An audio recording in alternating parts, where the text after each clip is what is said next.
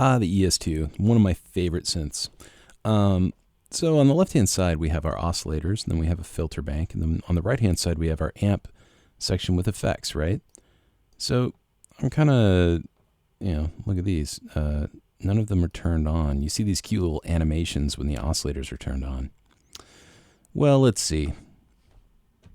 Yeah, it's not making any noise. But check this out. On the right, they have something called sine level. And what that's going to do is it's going to give you a sine wave at the fundamental, which always is there. It's not affected by any of the envelope generators. It's not, of course, it's not being affected by the filter because it's after the filter, everything else. And it's a sine wave, so it would only be filtered if the filter was below the frequency of the sine wave, because the sine wave doesn't have any harmonics, right? So this is something really cool. Basically, on the left-hand side of my oscillators, I may have something like... I'm going to go ahead and create a nice little...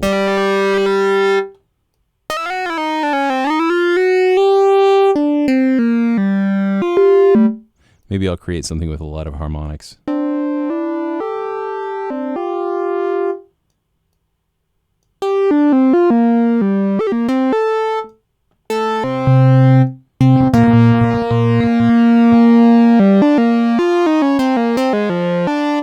Now, I'm going to put a high-pass filter on it.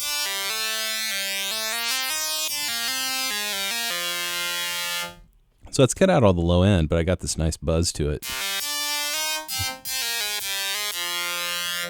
Now I turn up that sine level.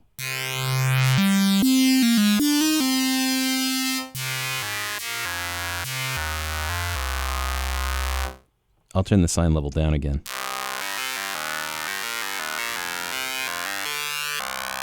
Turn it up.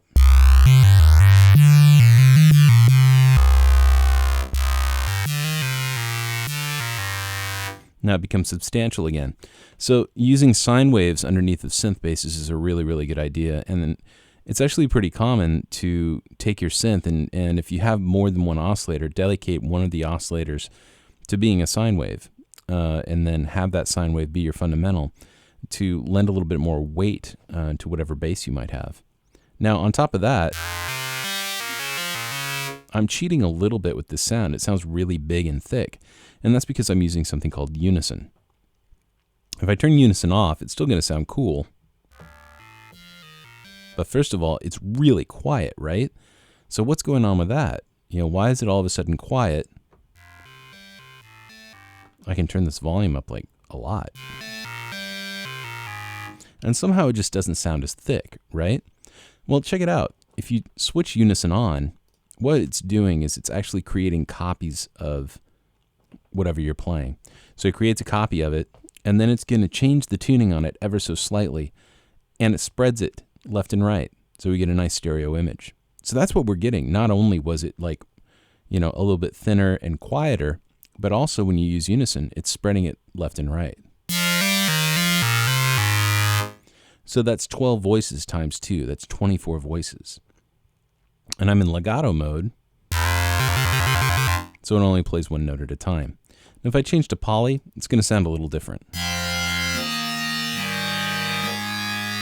I would have to turn this back up to 12 to get a similar effect. Now, the other thing to keep in mind when you're using Unison on something like a bass is down here in the analog section, this is basically creating a randomized tuning per note. And when you're in legato mode, check this out.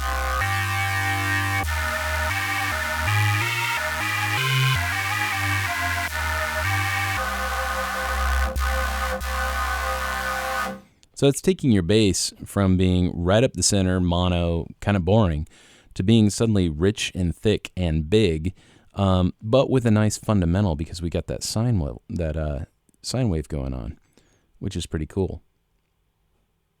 Okay? So, even though we have our oscillators up an octave and with pretty rich harmonics, the sine level is always going to give you a nice, solid fundamental on whatever you have. And then we've got Unison for copying the sound and spreading it out so that our bass tone is going to be nice and thick and wide. The sine level is not going to get spread out. The sine level is still going to be up the center. It's still going to be a nice, solid fundamental. Now, the last thing that you might add to a bass is a little bit of chorusing. And chorusing is similar to Unison. What it's doing is it's creating a copy of the sound and detuning it. And it's using an LFO. So here's the speed of our LFO, here's the chorusing.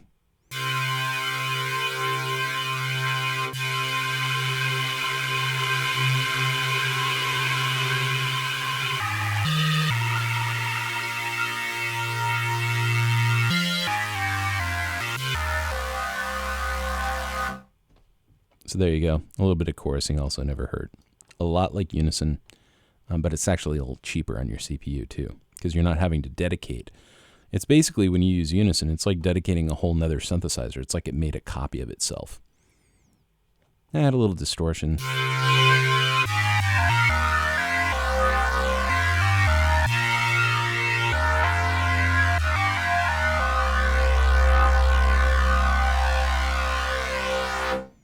And we're off to the races.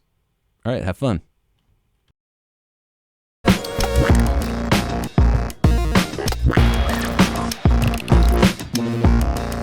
Very much like to thank Pyramind for hosting me here once again. I think this institution is really cool, and until I came here for the first time, I had never seen anything like it in my whole life.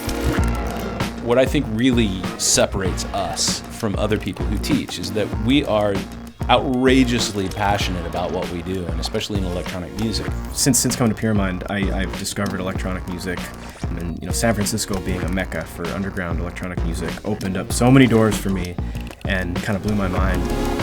We cover everything from absinthe to contact. When people get to the mind-melting level, we get into modular synthesis. Everything about native instruments, everything about Logic synths down to the finest detail. We learned it all. The fundamentals of understanding how things work, that's just essential. But then beyond that, there's so much more, and that's where it gets into just a lot of the artistic side of like the creative approach of why you do something, not just how. There's a lot of schools that just, they focus on the technicality of recording music, but I wanted something that would foster creativity and really help me develop as an artist as well. Each of our genre-specific programs comes in 4 levels. There's a basic, an advanced, a professional, and then a master's level. And the master's level is, of course, everything we do. It's the largest and most powerful programs that we can create for you.